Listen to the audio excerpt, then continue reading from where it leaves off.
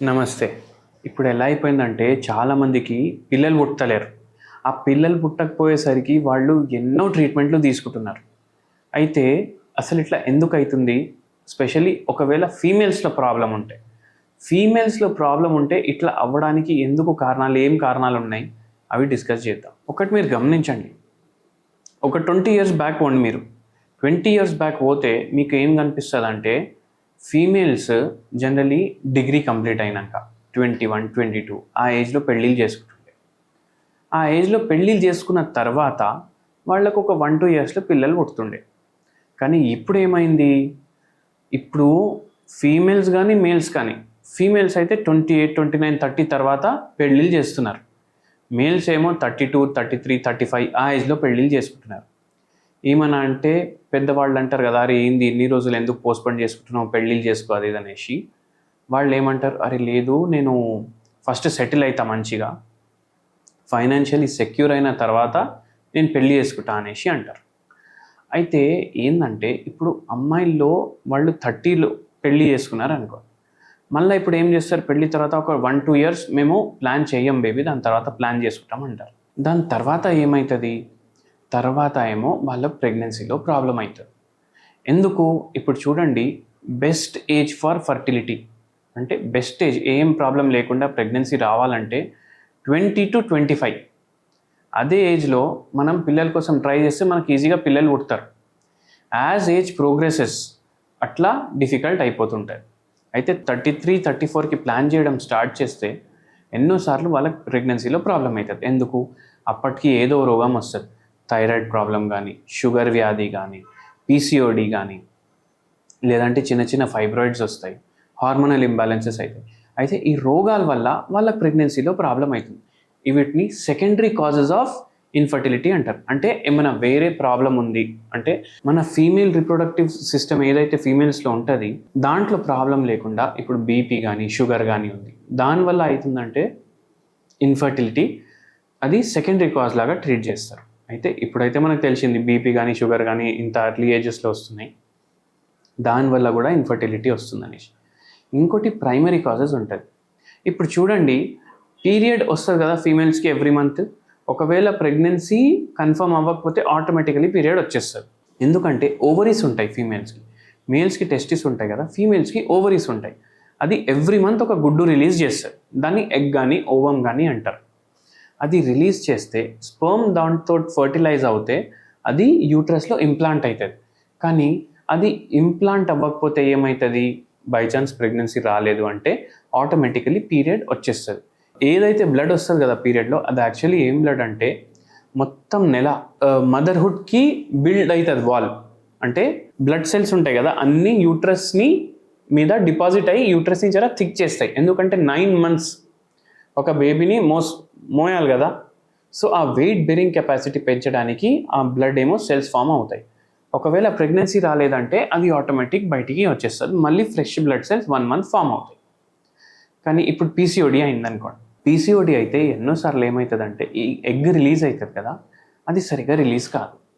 ఒకవేళ ఎగ్ సరిగా రిలీజ్ అయింది టైంకి అంటే కూడా దాని మార్ఫాలజీలో అంటే దాని సైజ్ ఎట్టు ఉండాలి, దాంట్లో ఏమైనా తేడాలు మనకు కనిపిస్తాయి.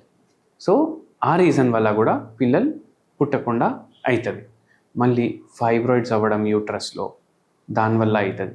లేకపోతే ఒక్కొక్కసారి ఏమవుతుందంటే అసలు ఓవమే రిలీజ్ కాదు. అండ్ ఏమవుతుంది, ఏదైతే ఓవం ఉంటాయి కదా గుడ్లు, అవి లిమిటెడ్ క్వాంటిటీ ఉంటాయి. ఈ గుడ్లు ఆ ఫీమేల్లో ఎవరైతే పిల్లల కోసం ట్రై చేస్తున్నారో ఆ గుడ్లు ఎప్పుడు ఫామ్ అవుతాయి తెలుసా మీకు? ఎవరైతే ఇప్పుడు ప్రెగ్నెన్సీకి ప్లాన్ చేస్తున్నారో వాళ్ళు వాళ్ళ అమ్మ కడుపులో ఉన్నప్పుడే ఆ ఎగ్స్ ఫామ్ అవుతాయి. అయితే లిమిటెడ్ క్వాంటిటీ ఉంటాయి. Over a period of time అవి తగ్గిపోతుంటాయి. కొన్ని డిస్ట్రాయ్ అవుతాయి, కొన్ని రిలీజ్ అవుతాయి అట్లా. అయితే బెస్ట్ కరెక్ట్ టైంకి రిలీజ్ అవుతున్నాయి అంటే 20-28 ఏజ్. మీరు అది గుర్తుపెట్టుకోండి. అందుకే ఇప్పుడు ప్లానింగ్ వద్దు, మాకు ఇప్పుడు పిల్లలు వద్దు, తర్వాత చేసుకుంటాం అది ఇది అనేసి మనం పోస్ట్పోన్ చేస్తాం కదా, మనం ట్రబుల్స్ ఇన్వైట్ చేసుకుంటాం. ఈ పీసీఓడి, ఫైబ్రాయిడ్ ఇవి ఏమో ఇక్కడ అవుతాయి ప్రాబ్లమ్స్. మళ్ళీ ఇంకో పెద్ద ప్రాబ్లం ఏమవుతుందంటే ఎగ్ రిలీజ్ అవుతుంది టైంకి, కానీ ఫాలోపియన్ ట్యూబ్లు ఉంటాయి కదా, అవి బ్లాక్ అయిపోతాయి. అవి బ్లాక్ అయిపోవడం వల్ల అసలు స్పర్మ్స్ ఏమో ఓవం వరకు పోవు. అంటే స్పర్మ్స్ అంటే ఏదైతే శుక్రకణాలు ఉంటాయి కదా అవి ఓవం వరకు పోవు. ఓవం వరకు పోకపోతే అది ఫ్యూజన్ ఎట్లా అవుతుంది, ఎట్లా ఫర్టిలైజేషన్ అవుతుంది, అది వచ్చి ఎట్లా ఇంప్లాంట్ అవుతుందో యూట్రస్లో. సో కొన్ని ఇన్ఫెక్షన్ల కారణాల వల్ల కూడా అది ఏమో అట్లా ఇన్ఫర్టిలిటీకి లీడ్ చేస్తుంది. మళ్ళీ పెల్విక్ ఇన్ఫ్లమేటరీ డిజీజ్ అంటే ఏదైతే ఫీమేల్ రిప్రొడక్టివ్ సిస్టమ్ ఉంది కదా దాంట్లో పెల్విక్ ఇన్ఫ్లమేటరీ డిజీజ్ అవ్వడం, అది ఇన్ఫెక్షన్స్ వల్ల అవుతుంది, మల్టిపుల్ సెక్షువల్ పార్ట్నర్స్ వల్ల అవుతుంది, అండ్ సెక్షువల్లీ ట్రాన్స్మిటెడ్ డిజీజెస్ వల్ల అవుతుంది. సో ఇది కూడా ఒక కారణం ఉండొచ్చు బై ఛాన్స్ ప్రెగ్నెన్సీ రాకపోవడానికి. అయితే ఇవైతే కారణాలు. ఇప్పుడు మనం ఏం చేయాలి? ఇప్పుడు జనరలీ ఏం చేస్తారు, అందరూ IUI IVFకి ట్రై చేస్తారు. కానీ ఎన్నోసార్లు ఏమవుతుందంటే ఇవి కాస్ట్ ఎఫెక్టివ్ ఉండవు ఈ ట్రీట్మెంట్స్. అండ్ మన దగ్గర కొందరు పేషెంట్లు ఎట్లున్నారంటే 4 cycles 5 cycles ఆఫ్ IVF చేసిన తర్వాత కూడా వాళ్ళకు పిల్లలు పుట్టలేదు, మళ్ళీ హోమియోపతి ట్రీట్మెంట్ వాడిరు. ఇప్పుడు హోమియోపతి స్పెషాలిటీ ఏంది? ఇప్పుడు by chance PCOD and thyroid రెండు ఉన్నాయి, ఒక ప్రైమరీ కాజ్ ఉంది, ఒక సెకండరీ కాజ్ ఉంది. ఈ 2 కాజెస్ ఉన్న తర్వాత కూడా మనం హోమియోపతి మందులు రెగ్యులర్ వాడితే మనకు న్యాచురల్ ప్రెగ్నెన్సీ వస్తుంది జనరల్గా. అయితే అండ్ హోమియోపతిలో సక్సెస్ రేట్ కూడా వేరే ట్రీట్మెంట్స్ కన్నా మంచి సక్సెస్ రేట్ ఉంటుంది. సో బై ఛాన్స్ మీకు కూడా ప్రెగ్నెన్సీ రావడానికి ప్రాబ్లం అవుతుందంటే హోమియోపతి ట్రీట్మెంట్ వాడండి. అండ్ ఏమైనా హోమ్ రెమెడీస్ ఉన్నాయా ఇవి ట్రీట్మెంట్ చేయించుకోవడానికంటే? ఒక మంచి హోమ్ రెమెడీ చెప్తాను నేను. మనం ఎటువంటి హోమ్ రెమెడీ తీసుకోవాలంటే మనకు యాంటీ ఆక్సిడెంట్ రిచ్ ఉండాలి. ఎందుకు? బై ఛాన్స్ ఆక్సిడేటివ్ స్ట్రెస్ ఉంది, ఇన్సులిన్ రెసిస్టెన్స్ డెవలప్ అవుతుంది బాడీలో, దానివల్ల కూడా హార్మోనల్ ఇంబ్యాలెన్స్ అయ్యి ప్రెగ్నెన్సీ రావడానికి ప్రాబ్లం అవుతుందంటే ఆ కేసెస్లో ఇది హెల్ప్ఫుల్ ఉంటుంది.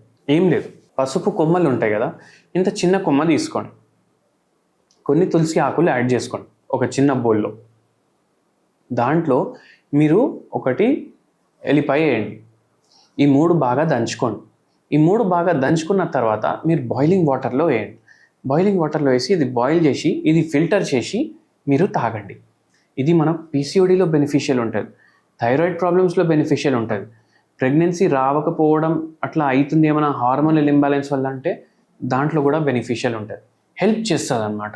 ఇది తీసుకోవడం వల్ల PCOD పూర్తిగా తగ్గిపోతుందని అనుకోవద్దు, ప్రెగ్నెన్సీ 2 రోజుల్లో వస్తుందని అనుకోవద్దు, కానీ మనకు హెల్ప్ చేస్తుంది. ఎట్లా?